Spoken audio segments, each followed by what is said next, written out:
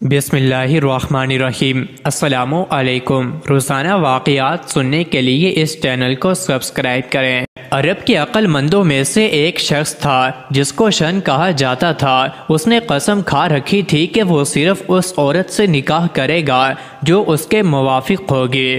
وہ اس عورت کی تلاش میں مختلف شہروں اور قبیلوں کا سفر کرتا تھا۔ ایک سفر میں ایک شخص اس کا رفیق سفر ہوا۔ جب ان پر سفر مشکل ہوا تو شن نے اپنے ہم سفر ساتھی سے کہا کہ کیا تو مجھے اٹھائے گا یا میں تجھے اٹھاؤں؟ اس نے جواب دیا، اے جاہل، آدمی کیا سوار شخص سوار کو اپنے اوپر اٹھا سکتا ہے؟ شن چپ ہو گیا۔ اس کے بعد وہ دونوں ایک کھیتی کے پاس آئے جو ابھی کھڑی تھی۔ شن نے اس سے کہا، کیا تم دیکھتے ہو کہ زراعت کھائی گئی ہے یا نہیں؟ اس آدمی نے شن سے کہا، اے جاہل، کیا تو نہیں دیکھ رہا کہ یہ کھیتی اپنی بالی میں ابھی باقی ہے؟ یہ سن کر شن پھر خاموش ہو گیا۔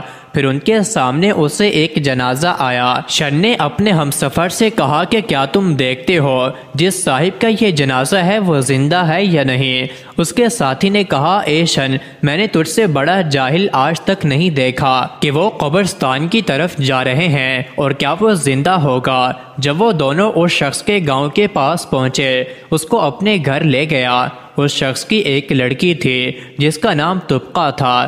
بات نے شن کی باتیں اپنی بیٹی کو بتائیں تو بیٹی نے کہا کہ اس نے بالکل ٹھیک کہا ہے۔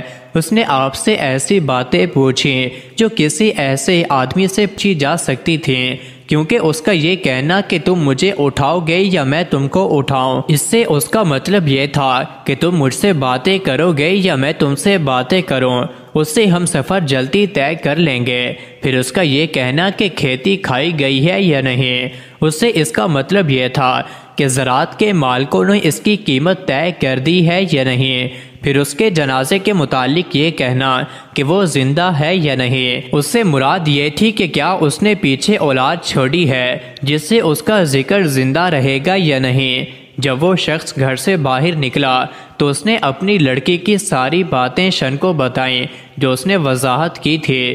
یہی شن نے اس سے نکاح کرنا پسند کیا اور اس کے باپ کو اس کے نکاح کا پیغام دیا اور اس سے نکاح کیا۔ پھر اس کو اپنے قبیلے میں لے آیا تو لوگوں نے ان دونوں کے حالات کو معلوم کیا کہ شن نے طبقہ سے موافقت کی ہے، چنانچہ یہ ان کی ضرب المثل بن گئے۔ حضرت خضر علیہ السلام سے سوال کیا گیا کہ آپ نے اپنی زندگی میں عجیب چیز کون سی دیکھی؟ آپ علیہ السلام نے جواب دیا کہ میں نے عجیب و غریب چیز یہ دیکھی کہ میں ایک ایسے بیابان جنگل سے گزرا جہاں پر پانی نہیں تھا۔ پھر میں اسی جگہ سے 500 سال کے بعد گزرا تو میں نے وہاں پر ایک بہت بڑا شہر آباد دیکھا جو درختوں اور نہروں سے بھرا ہوا تھا۔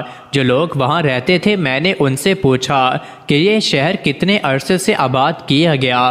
انہوں نے کہا، سبحان اللہ، ہم اور ہمارے آباء و اجداد اس شہر کو اسی طرح پہچانتے ہیں۔ چنانچہ پھر میں وہاں سے 100 سال کے بعد گزرا تو میں نے وہاں ایک بڑا دریا دیکھا اور اس میں ایک شکاری کو دیکھا اور اس سے پوچھا کہ یہ شخص جو شہر یہاں پر تھا وہ کہاں ہے؟ یہ سن کر اس نے کہا کہ سبحان اللہ، کیا یہاں پر کوئی شہر آباد تھا؟ ہم نے اور ہمارے آباء و اجداد نے بھی نہیں سنا کہ یہاں کوئی شہر تھا۔ ہم صدیوں سے یہاں شکار کرتے آ رہے ہیں۔ اس کے بعد میں پھر 500 سال کے بعد وہاں سے گزرا تو میں نے وہاں ایک شہر آباد دیکھا جس طرح پہلی مرتبہ تھا۔ تو اس پاک ذات کے لیے سب خوبیاں ہیں جس کو زوال اور تغیر و تبدل نہیں ہے۔ مزید ایسی ہی ویڈیوز کے لیے چینل کو ضرور سبسکرائب کریں۔